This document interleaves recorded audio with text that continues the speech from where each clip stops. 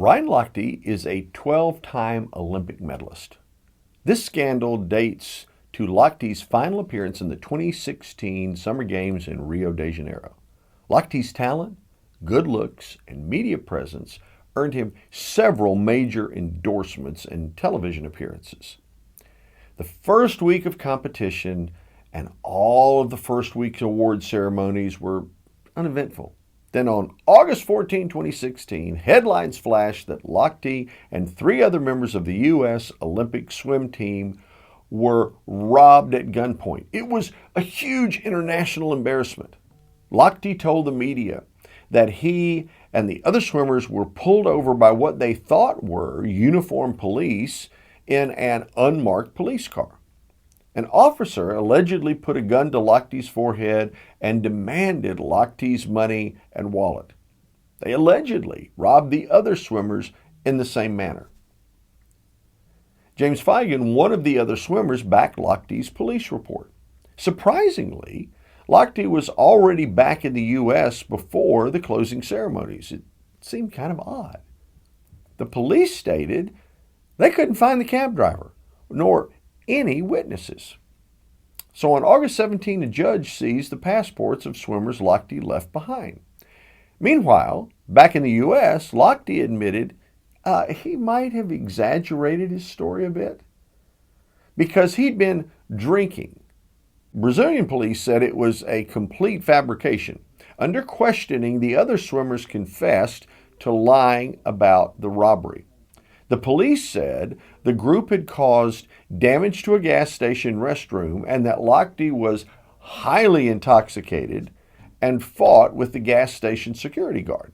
The security guard demanded restitution from damages before he would let the group leave.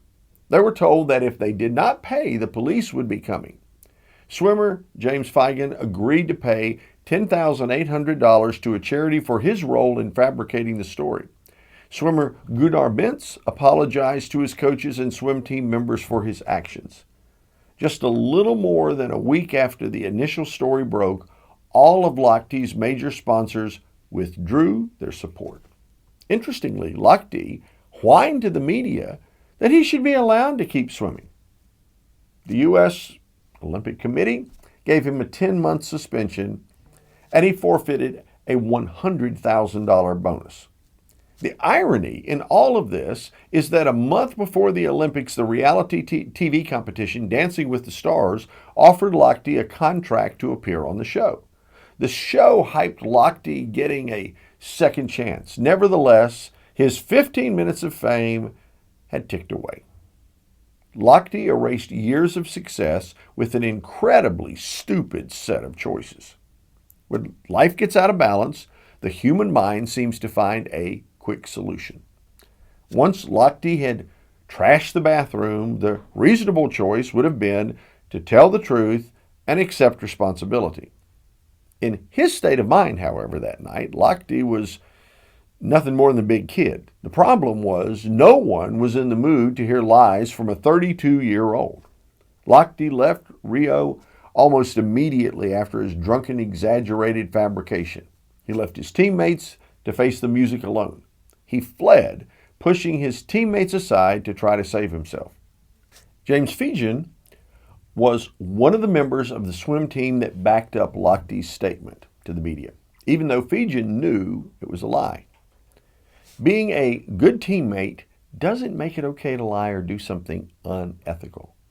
At the very least, it appears that Lochte had a very real problem with alcohol abuse.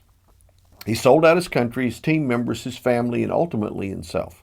Lochte's career is always being handled by promoters whose interests possibly lie in making more money than encouraging Lochte to lead an ethical life. And unlike television programming, life ultimately demands of all of us that we do our best and be authentic. Hey, Monday Morning Ethics covers 31 of the most important sports scandals over the past 75 years. If you'd like to purchase a copy of Monday Morning Ethics, go to leadershipbooks.com or pick up a copy on Amazon.com. And hey, subscribe below for more content just like this.